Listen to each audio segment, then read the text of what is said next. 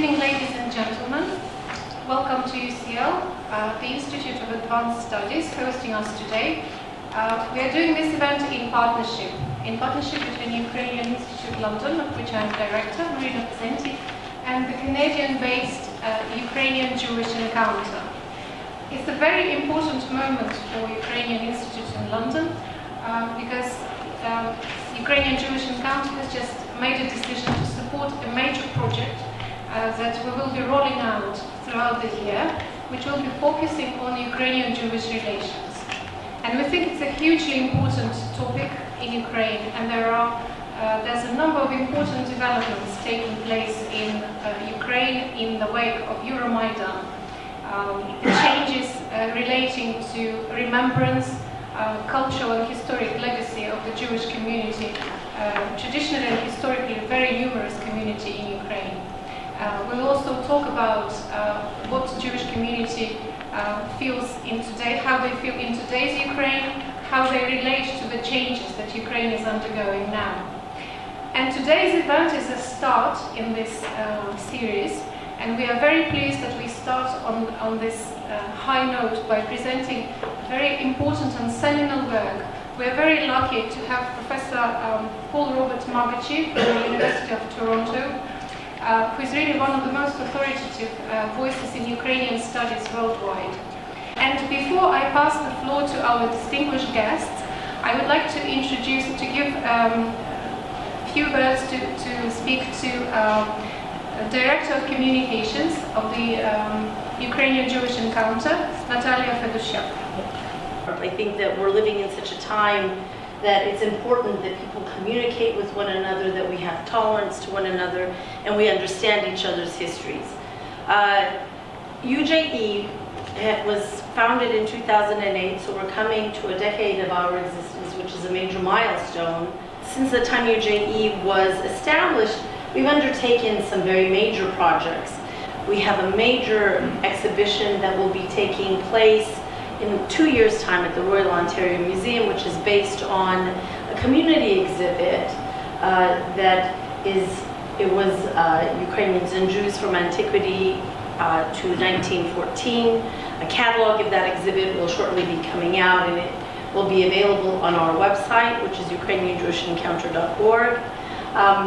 I will stop here. Do invite you to come to visit us on our website and our Facebook page, and thank you again.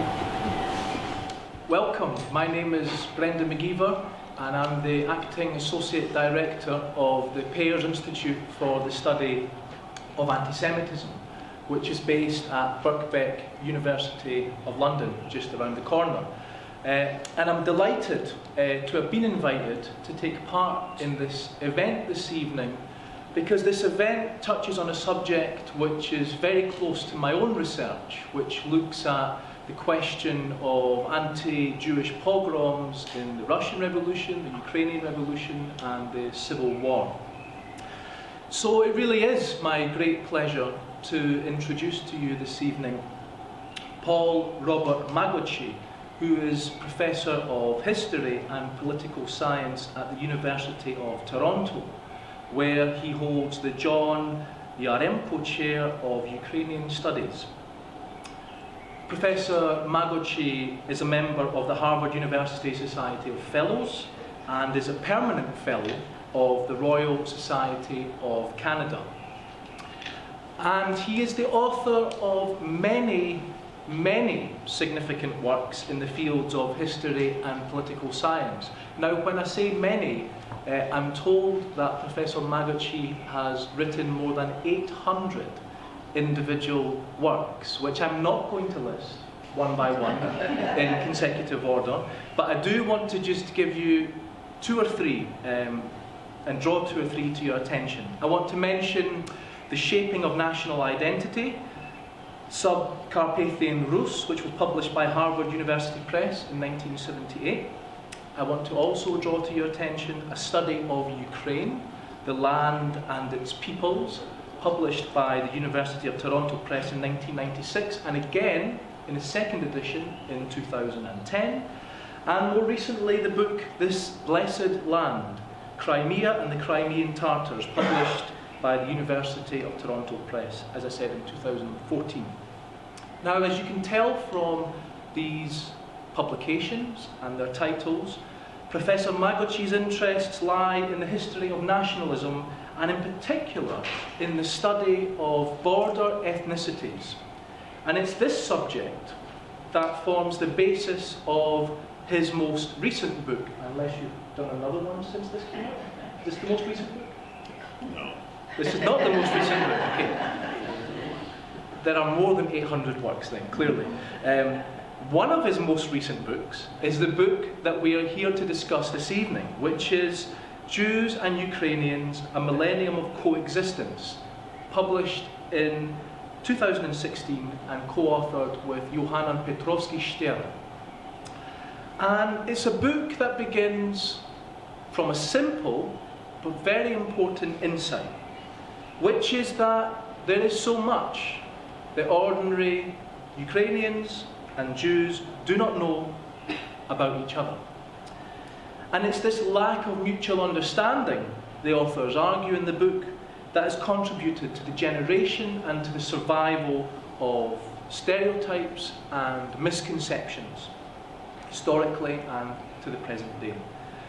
And for anyone that's looked at the book, you will quickly find that it's a synthetic work that chronicles Jewish-Ukrainian relations not only in conflict, but in coexistence, as the title of the book gives away. And it's a tone of reconciliation, I think, that gives this book, and makes this book rather, an important contribution to public debate, not just scholarly debate, but public debate. So please join me in giving a special warm welcome to Professor Paul Robert Magocsi, who will present to us Jews and Ukrainians, A Millennium of Coexistence. Let me begin by mentioning what this book is not about. First of all,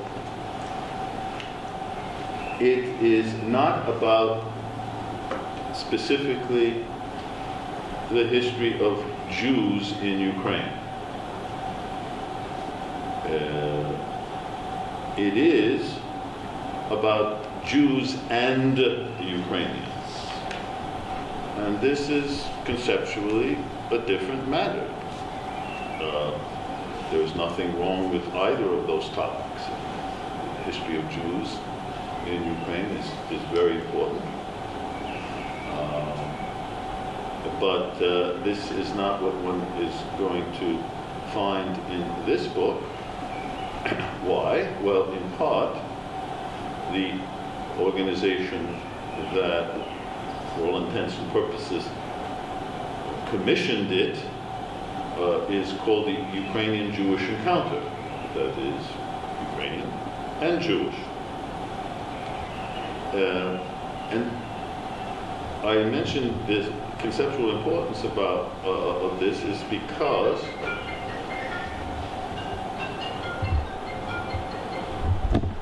I always wait for the intrusion to go away.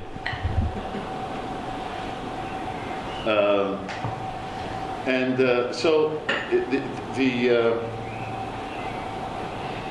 what we wanted to do in this book is present two of the many peoples who live at present and in the past on the territory of Ukraine. Ukraine is a, for all intents and purposes, normal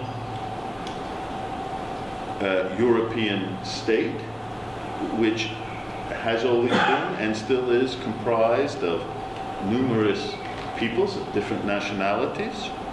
And here I'm not talking about immigration, because that's a different story. I'm talking about indigenous peoples who have lived on the territory of Ukraine, just like the territory of many other states in Europe, for centuries, as long as, in some cases, longer than the so-called titular nationality, or the state nationality. So we're only dealing with two of them, and those two that we're dealing with are Jews and Ukrainians. And actually, I have slipped several times already, because we are dealing with Jews and ethnic Ukrainians. Why should one say ethnic Ukrainian?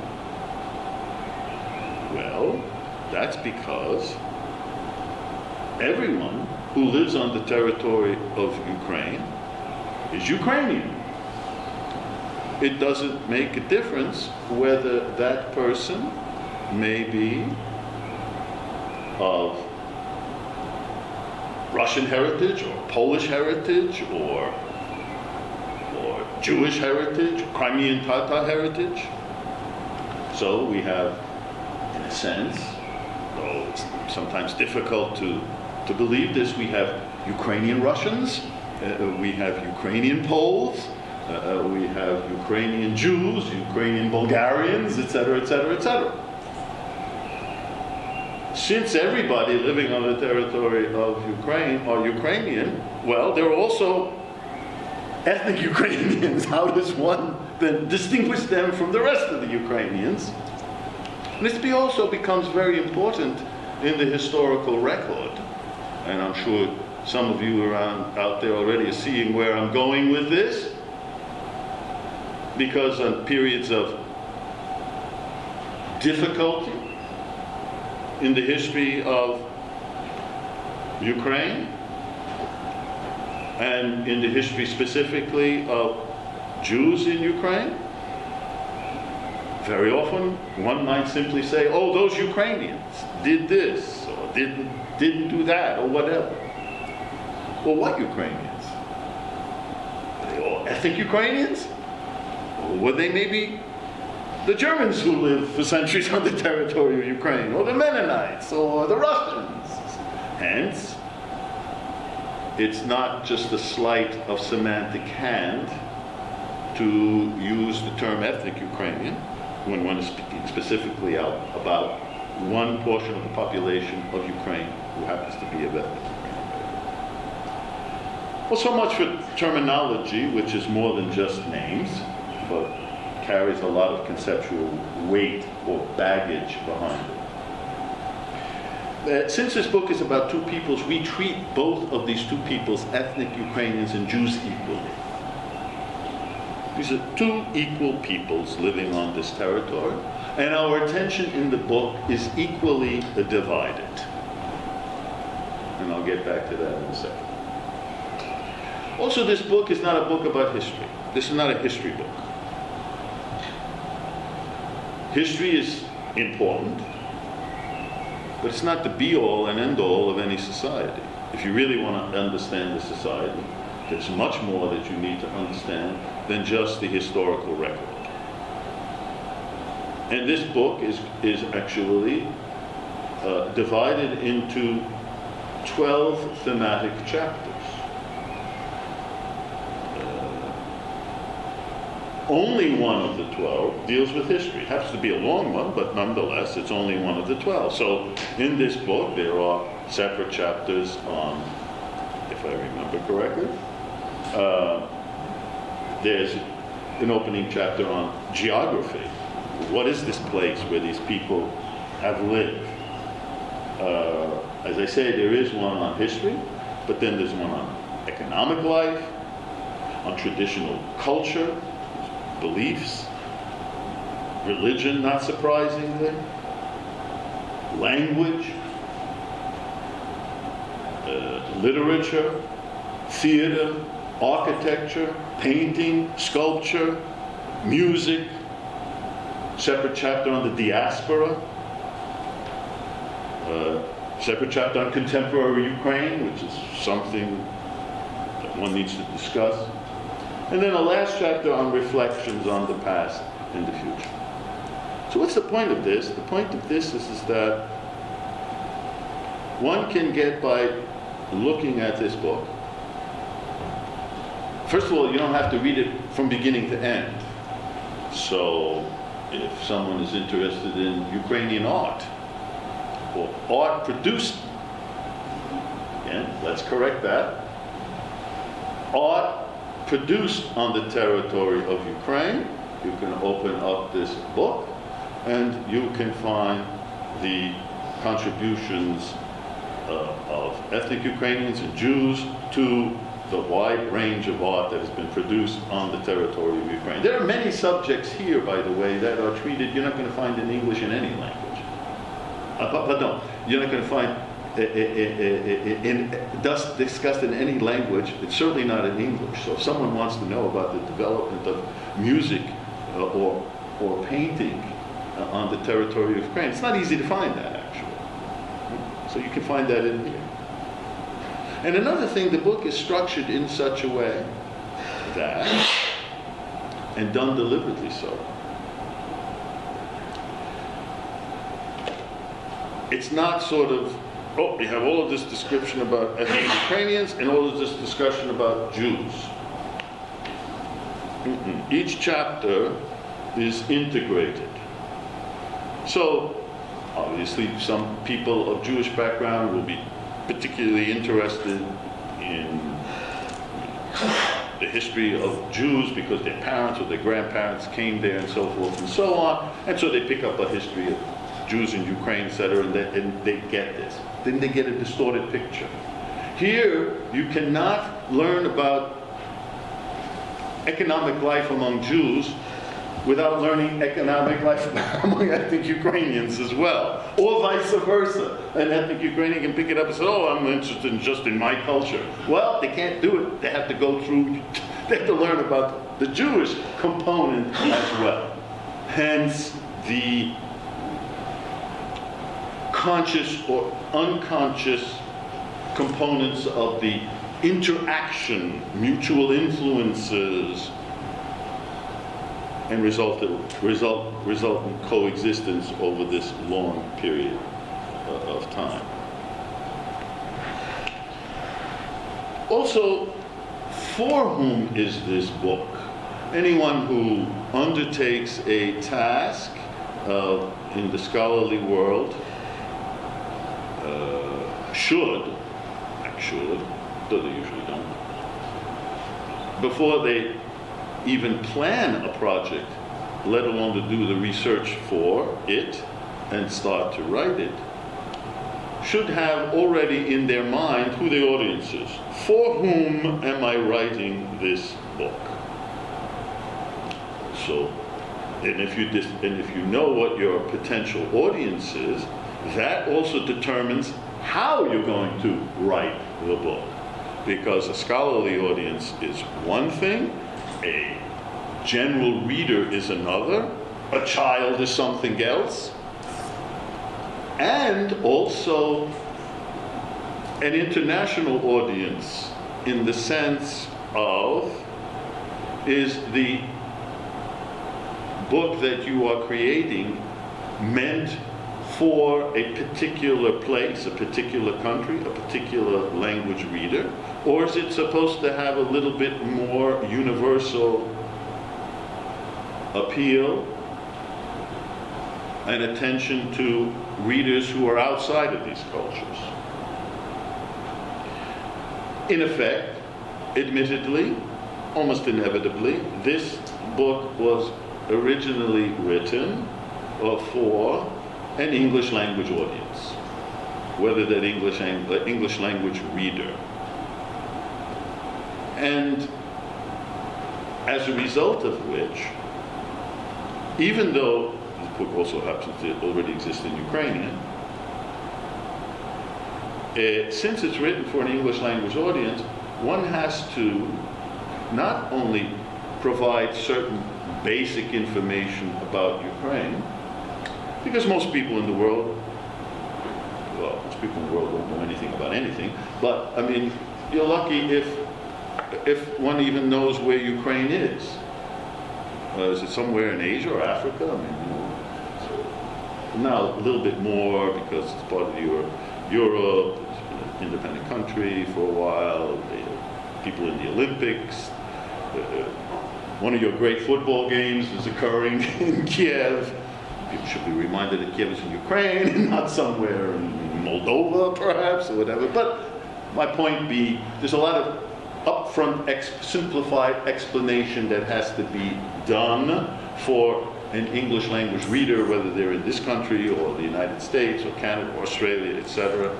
that certainly is unnecessary for a Ukrainian audience, right? Who's picking up the Ukrainian translation. Some of the basic stuff they know. So admittedly, this book was conceived and written for a Ukrainian, for an English language audience, and also for the general reader, so that anyone can pick it up and get something out of it without being overburdened by professional jargon, by too many footnotes, etc. In fact, we designed it without footnotes. There's no footnotes in it. It just should be an easy read, one would hope. And to enhance the easy read, in here are 335 illustrations. Almost all of them are in color. And 29 maps, all in color. So effectively, you don't even have to read anything. You can just enjoy the pictures, and you will certainly get an idea of, I mean, why read? It's a burden, isn't it? It's almost as bad as thinking, which is even more demanding. In fact, my colleague here, before we came in, he says to me, you know, I have a series of questions here. Would you like to know what they are? And I said to him, no, I don't know. Because if he tells me 15 minutes ago, then I have to think about this. And you know, why why burden the mind with thinking 15 minutes before when I'm going to have to do it now? So yeah, there's a lot of illustrations, a lot of maps.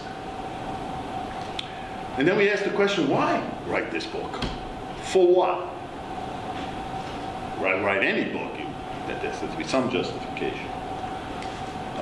And in this particular case, it was a kind of double task to answer the question why, because I have a co-author, my very good friend, Yohanan Petrovsky-Shen. This, by the way, is the first book I've ever written with somebody else, so that in and of itself was a different kind of experience for me. But why do we do this book? Well, here are two peoples, Jews and ethnic Ukrainians, who have been living on the same territory for, well, traces of Jewish presence on the territory of Ukraine go back at least 1,000 years, and the title Millennium, in some cases even longer, because they were the Greek colonies, on Crimea in particular, even longer, but at least 1,000 years.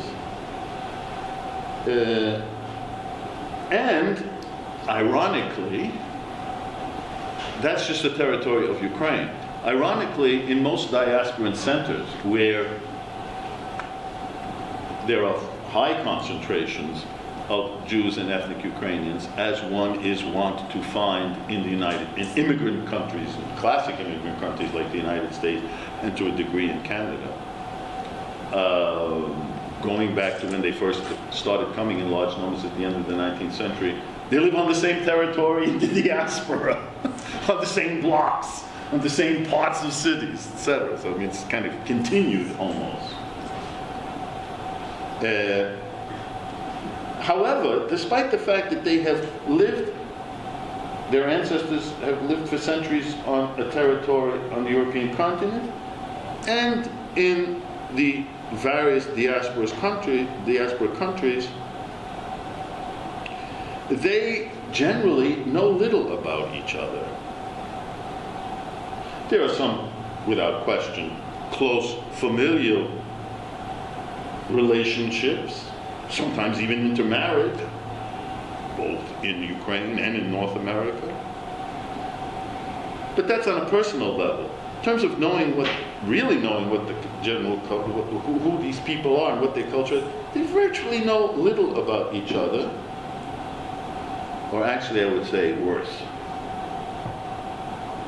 And that is, they may know little about each other, but they have a lot of stereotypical images about each other. Actually, it would be better to know nothing, because then you could learn from zero. But they have perceptions, misperceptions, certainly stereotypes embedded among the members of each of these peoples. And usually, those stereotypes are negative on both sides of the equation.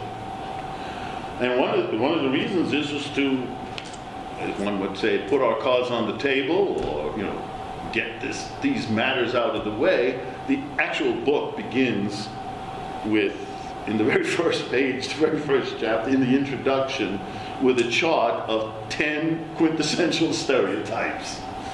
10 quintessential topics in which there is a classic Jewish view and a classic Ukrainian view. And you can see graphically, immediately, the enormous differences on each side of this table.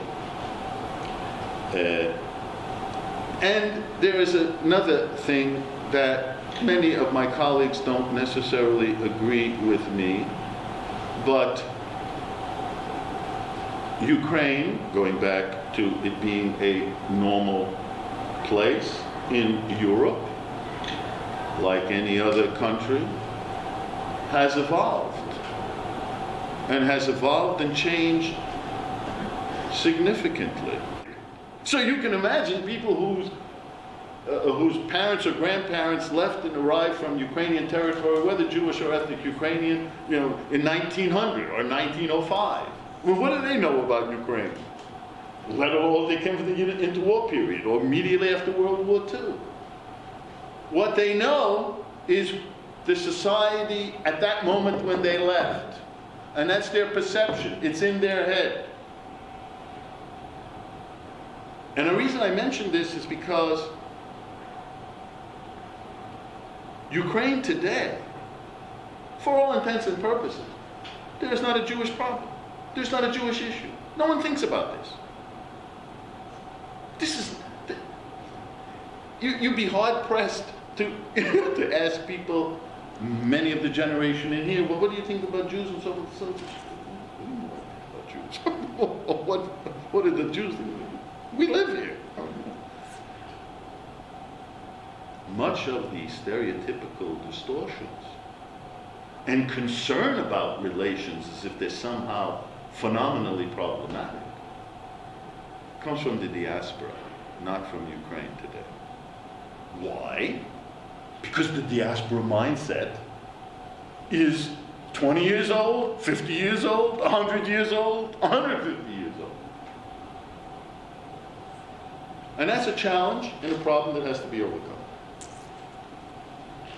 Now, for the first time, my colleague was concerned that I wouldn't be speaking long enough. He thought this would be a long lecture, so I had to do some filler on the spot.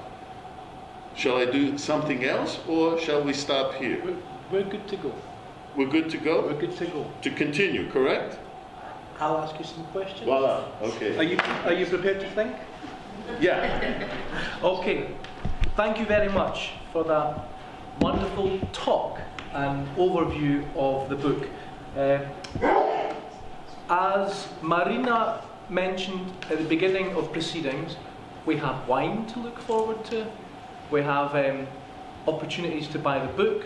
But before that, we have a good amount of time for discussion and for questions from you as well. But I'd like to take the opportunity to ask a few questions first, if that's okay. Can you maybe tell us something about the impact of this book? It's been out for 2 years now in English. The Ukrainian translation came out when exactly? More or less the same time, 2014, there was planned to come out before the commemoration of Babin Yar. So the English came out, I think, probably in May or June of 2014. And the, pardon, sorry, thank you. It's good that we have someone here who really knows. I'm a historian, so don't count on me for dates. Yeah, 2016. So that, and then the Ukrainian came out literally for the Bab. It was in September. It was presented during that week. So 2016. So the book's been out for 2 years. So can you give us a sense of its impact, both in the diaspora communities, Ukrainian and English speaking, and also in Ukraine itself. You touch on a number of controversial issues in the book, which I'll come to in a few moments, but just in general, can you give us a sense of what kind of impact it's had in public debate specifically?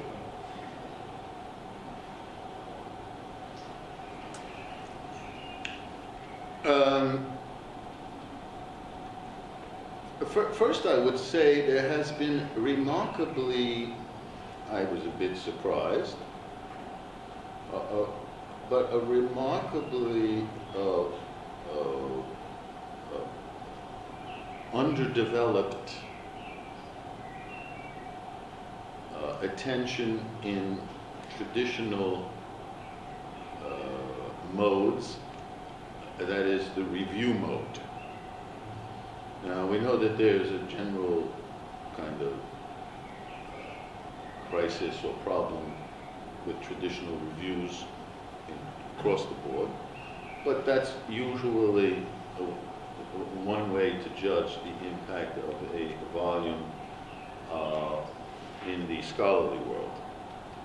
This, of course, is somewhat of a problem book because it's neither, popular, simple,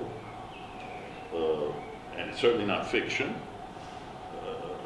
but it wasn't designed and is a classic scholarly monograph. It's something in between. Also, I find quite interesting that the reviews that have come out have been primarily from in Jewish organs, not in Ukrainian organs, or even general East Central European historical, scholarly, political science things. In fact, the first review was in the Israeli Journal of Foreign Affairs, and have all been really positive, which is nice. So, from the formal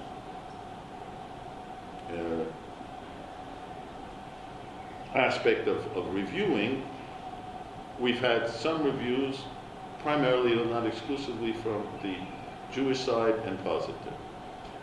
In terms of the impact on the public, we have, or the organization Ukrainian Jewish Encounter has contributed quite widely, and we heard reference to this or allusion to this by our Director of Communications just a few moments ago, so that we have held many presentations of this book in Ukraine, probably up to now, I don't know, maybe 10, 15, and actually either in which I was present or my co-author was present.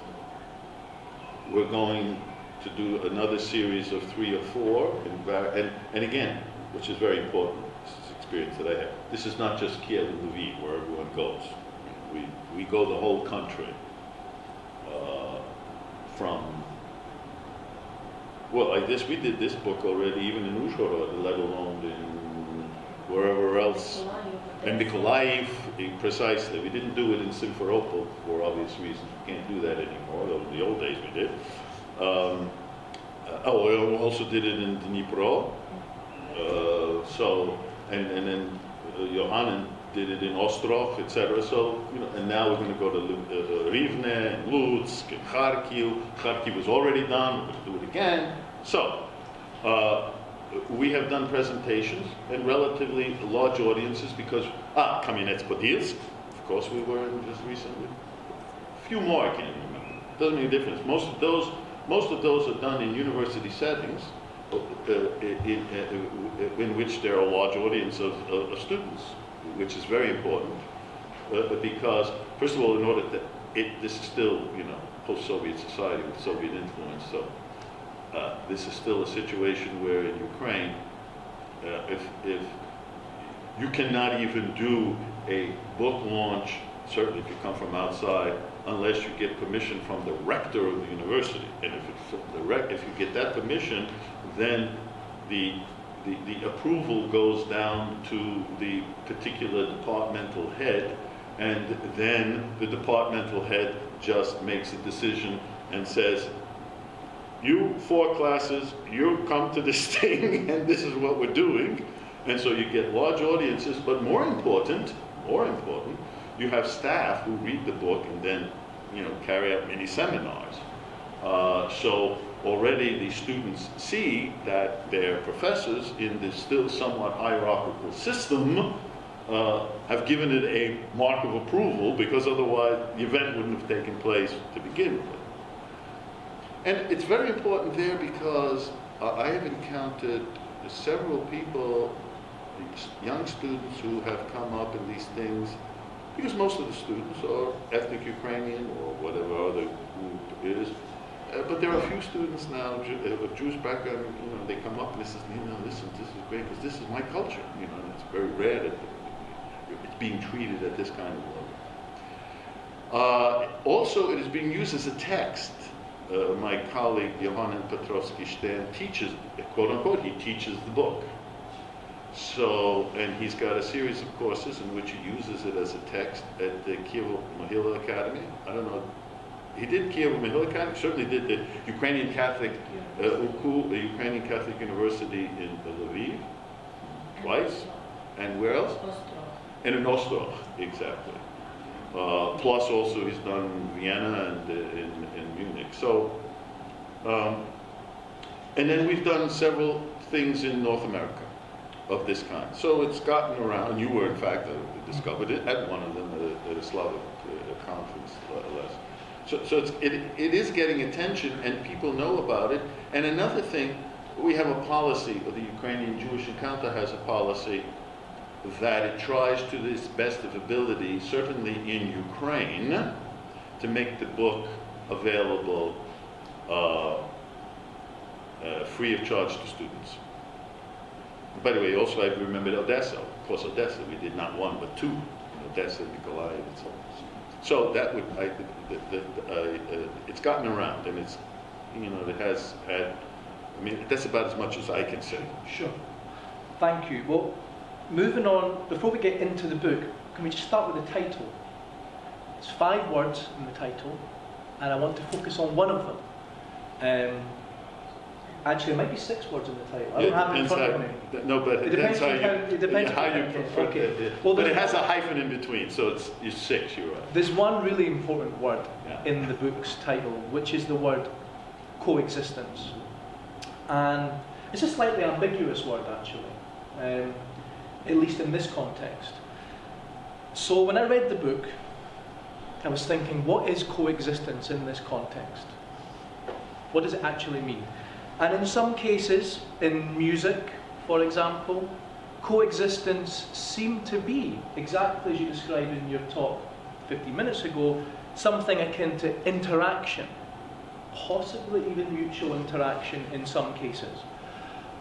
There's a chapter on the economy, where there does seem to be a degree of interaction. The kind of classic ideal type here is the tavern, right? The Jewish-owned tavern in the late 19th century, which is frequented, of course, by Ukrainians, ethnic Ukrainians, and other nationalities as well.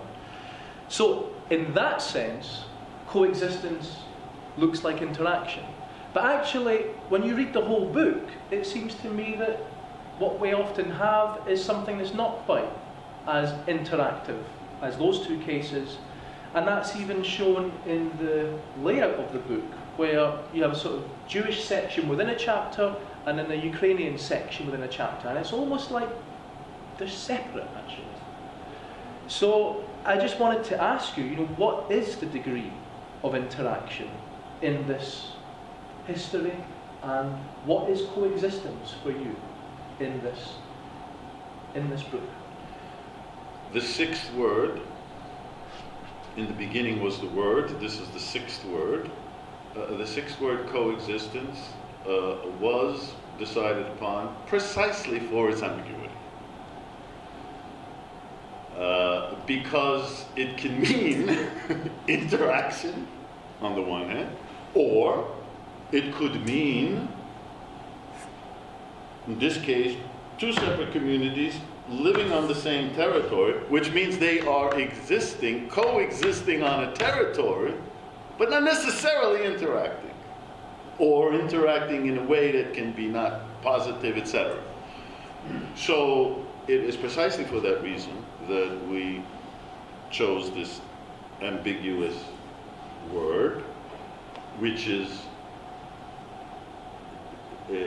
by its nature being ambiguous, is not saying one thing or the other, because depending on the subject, depending on the time,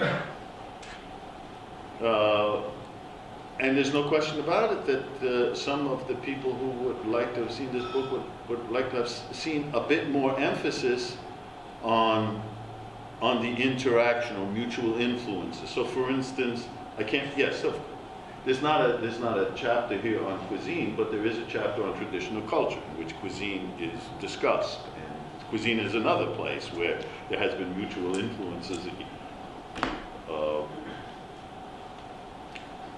For instance, in North America, everyone thinks that latkes are Jewish. They're potato pancakes. We all eat them. They're not Jewish.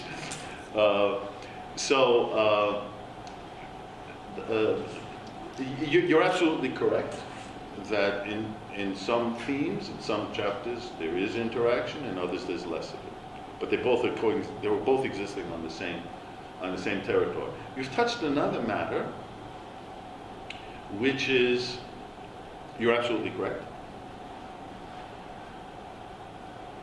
And I guess I don't know how to resolve it. And neither did my co-author in this book, because in another book, which you've alluded to, the history of Ukraine, the land and its peoples. This was the first kind of history of Ukraine that dealt with all the peoples of Ukraine. Well, how do you do that? And what I did there was that most of the narrative chapters deal with developments on Ukrainian lands in general, which in effect deals primarily with ethnic Ukrainians because they've been the majority population. And then there are separate chapters that deal with other peoples, right? And it is somewhat mechanical. And some of the people like the book because for the first time the scholars use it, it's for the first time that it deals with all the peoples on the territory, right? Which is important for building a civic nationality in a state, a new state, and emphasizing that they're all equal, in a sense. But on the other hand, by the very nature, it keeps them separate, right? And how do you I didn't have the ability or whatever to do it that way. So this is justified criticism. And here you hit it on as well. I mean, there's only two of them we're talking about. They all are treated within one chapter, but nonetheless, you deal with the ethnic Ukrainian experience and the Jewish. I don't know how, I guess we didn't know otherwise how to do it, but your observation is correct. And is there a risk of reinforcing, and I'm just responding to what you said there, in framing this as Jewish and Ukrainian, in these separate spheres and these different contexts and different chapters, by framing it in that way, is there a risk of potentially reinforcing a separation? Was that on your mind as you were writing? Actually,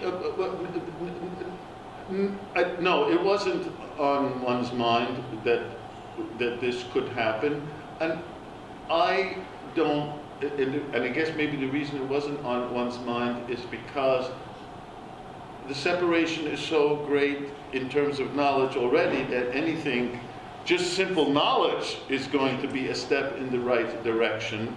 And so no, I don't think we were concerned about that happening that way. Because clearly if someone reads this text from beginning to end, they will get a feel that here are these people that have been living in the same place, and there are a lot of things, and who knows, it's another thing. Some readers can pick up parallels in interaction that we didn't either emphasize or see, but are there anyway, without having said it, completely and clear. Just thinking about the title, I promise we'll get past the title. But That's okay. there's two other words in the title. Yeah. Jews and Ukrainians, and you've touched on this already. Right. Why is it that it's so hard to think of a formulation like Jewish Ukrainian? In a way that it's not, say, I mean, there are many people in Russia that call themselves Russian Jews or Jewish Russian. Why is that formulation more difficult in a Ukrainian context? And what is that about, do you think? Okay. I just came back last weekend from Washington, D.C.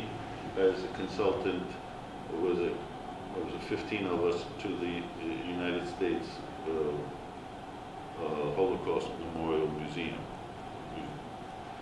And what was the purpose of our being there for 2 days? They are commissioning a history of Jews in Ukraine. And of course, part of the discussion was, well, how? And they want to also make it for the larger public. So then, how is it different from this book, right? Well, that's because they are dealing with the history of Jews. Specifically, it's going to be about the Jews in Ukraine, not about ethnic Ukrainians and Jews. And the question came up, well, what are we calling this? Well, had I given a lecture instead of just doing this thing earlier, I would have spoken literally about that. And if you want to hear, you can come to Cambridge tomorrow night, I'm doing it, or tomorrow afternoon, in which I speak about the necessity, if one is speaking about Jews living on the territory of Ukraine, so one should be talking about Ukrainian Jews or Ukrainian Jewry, not Russian Jews. Just like one could be talking about Ukrainian Russians or Ukrainian Crimean Tatars or Ukrainian Poles. That is, such peoples who are living on the territory of Ukraine. You posed the question, however, as to why that formula that I have proposed already is not, why is it not generally accepted? Because most people who, if they're even thinking about this, their grandparents or their great-grandparents were, Russian Jews, right? Regardless of where they came from, the old Russian Empire. Or more recently, Soviet Jews. That's, again, kind of more general thing. Hardly ever would they use the term Ukraine. By the way, there's a direct parallel here with the Mennonites. Most of the Mennonites who lived in the Russian Empire, and where they started coming in large numbers after Catherine's decree in 1863, and then certainly in the early part of the 19th century, most of the Mennonites live on the territory of Ukraine. Somewhat fascinating. The center of Mennonite culture was Khortytsa Island in the middle of the Dnieper River, which was the siege for the Zaporozhian Cossacks. If you go there today, you can still see remnants of brick buildings in the Germanic style, etc. The Mennonites only took, their whole concept was they lived in the Russian Commonwealth, because for them the Russian Empire saved them. They were driven out of Holland.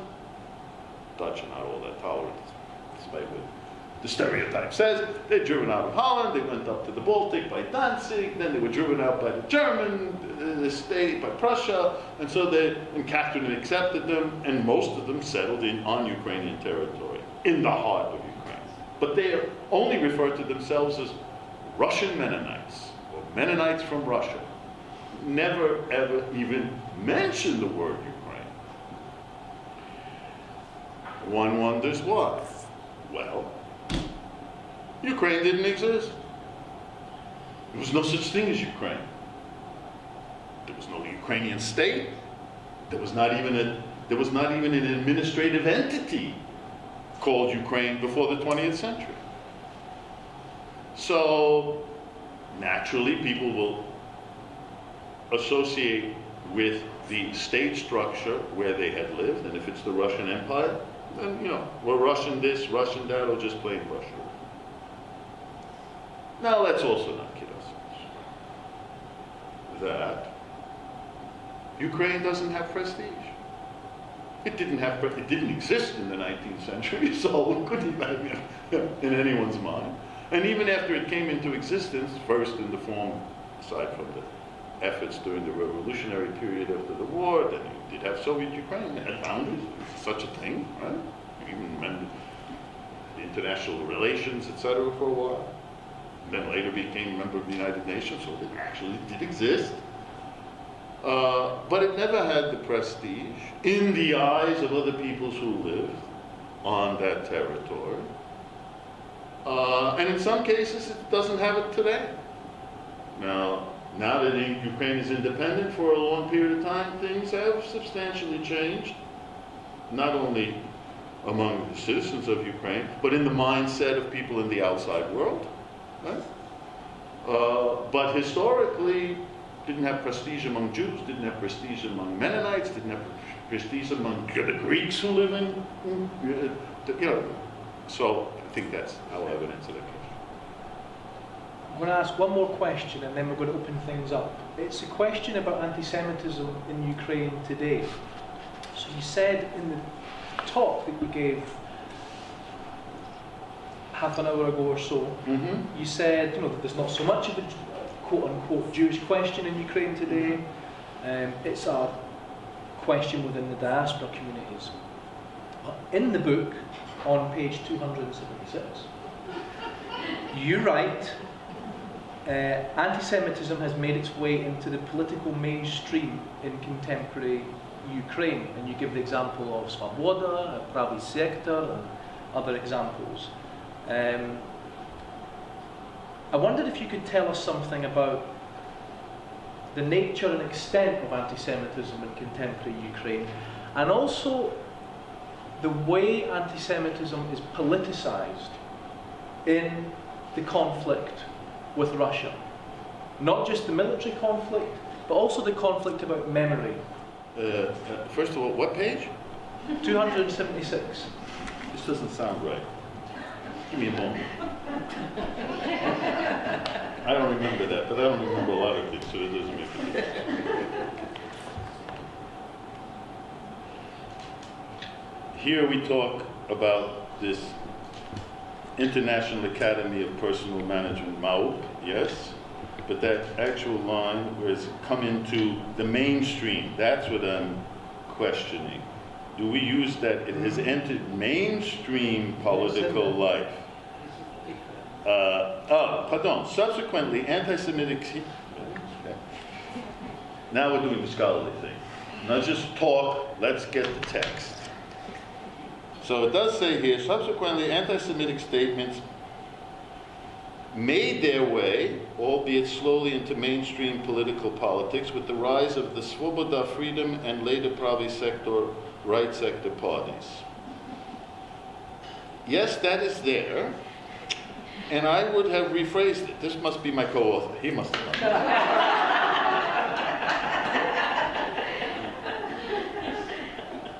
Well, no, this is the kind of, serious writing because it's all in the nuances. Why does that bother me? And that was the first thing when you said mainstream, and it is in here. Well, Svoboda and Pravy Sektor are hardly mainstream. Svoboda was never mainstream. Was it there? Yes. And is the Pravy Sektor still there? Yes, but it's not mainstream. Pardon.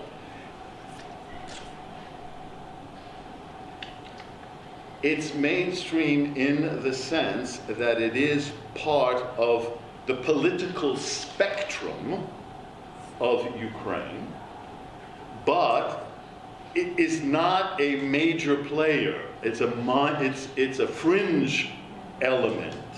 Now, that's certainly with Svoboda. With Pravy Sektor, that has kind of changed a little bit from time to time, circumstance to circumstance. But even there, where it is around, this is not a dominant political element, but in that sense, so I guess, yeah, I would have to leave it there, but it has to be explained.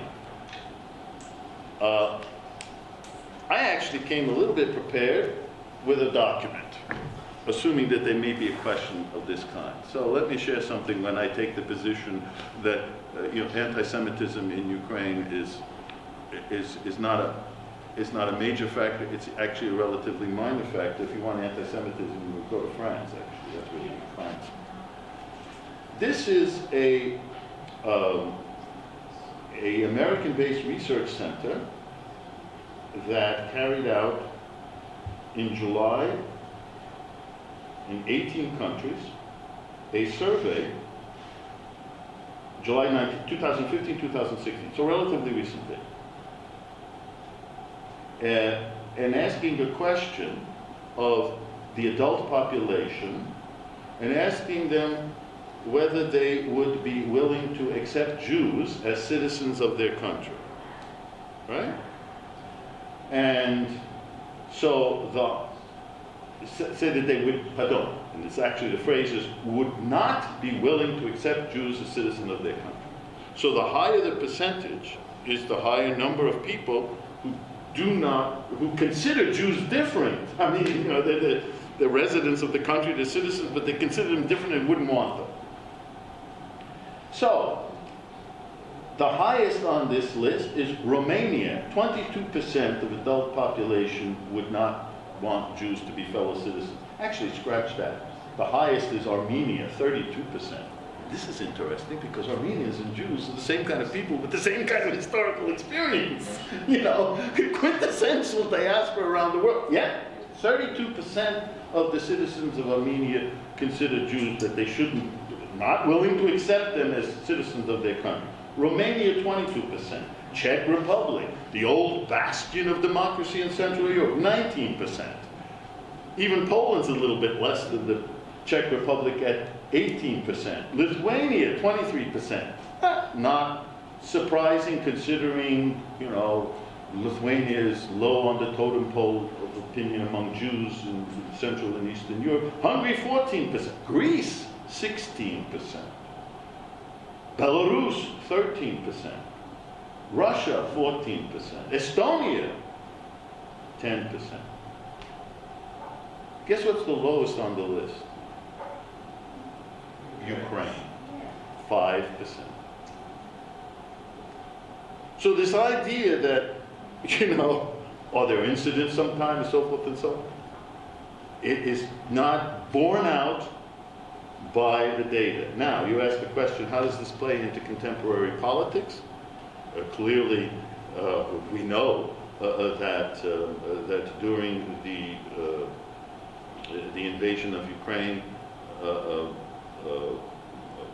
instigated by Russia, and even before the invasion,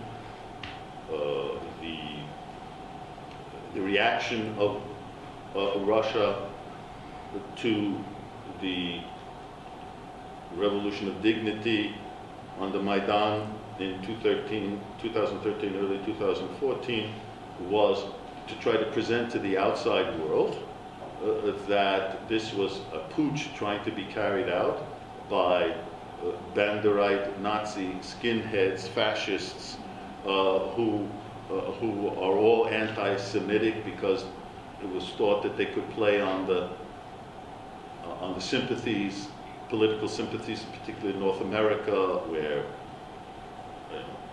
criticism of Jewish phenomena is looked at askance,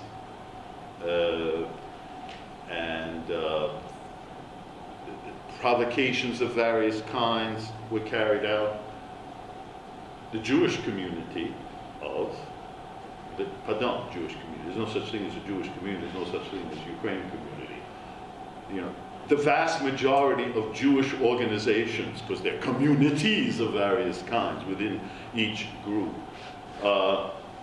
under the leadership of Joseph Zissels, issued an open letter to Putin, which was actually published on a full page in the New York Times and other leading newspapers, basically saying, stay out of our business. What are you talking about? and stood on top of it, and stood on the Maidan and shoulder to shoulder with other citizens of Ukraine, regardless of their ethnic background.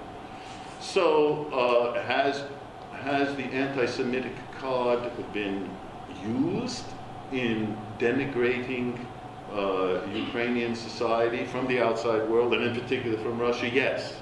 But has it succeeded? Actually, in this case, it backfired, because the local Jews of Ukraine came out and said, this is ridiculous.